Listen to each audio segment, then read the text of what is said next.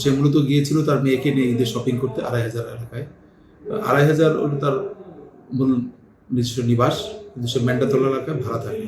সে ৪ সন্তানের জননী, ৩টা মেয়ে, কন্যা সন্তান, একটা ছেলে। ছেলেটা প্রবাসে থাকে, মেয়ে ৩টার বিয়ে হয়ে গেছে। তো সে একটা মেয়ে সোহাগী, তাকে নিয়ে সে ওখানে যায়।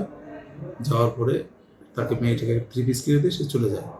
কিন্তু তার বক্তব্যে আমরা উঠে আসে যে একটা ছেলের সাথে, অজ্ঞাতনামা একটা ছেলের সাথে ৩-৪ দিন যাবত তার মোবাইলে কথোপকথন হয়, বিভিন্ন বিষয়ে কথোপকথন হয়। তো সে যে ২৫০০ গেছে আজকে। ভবিষ্যৎ হোক নিরাপদ, বিনিয়োগ হোক বিশ্বস্ত, আর আমার পছন্দ সল্ট বে। ওয়েলকাম টু সল্ট বে। তো সেখানে এই বিষয়টা সে জানে যে আমাদের ওই ২৫০০ এবং খড়িয়া আমাদের সীমান্তবর্তী এলাকা, সীমানার কাছাকাছি।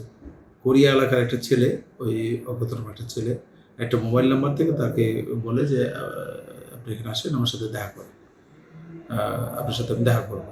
তো সে যায় অটো নিয়ে। তো গেলে রাস্তার পাশে যেখানে তার সাথে কথাবার্তা হয়, সে তাকে বিয়ের প্রস্তাব দেয়। সে বলে যে তার ওয়াইফও বিদেশে আছে, তারও স্বামী নাই। সে বিয়ের প্রস্তাব দেয়, কিন্তু সে বিয়ের প্রস্তাব রাজি না হওয়াতে সে টানতে থাকে ওই কাঠালিয়া, এটা দিঘির পাড় আছে, দিঘির পাড়ের ওখানে নিয়ে যায়। এটা জঙ্গলের মধ্যে, পাড়ের মধ্যে নিয়ে যেয়ে থাকে।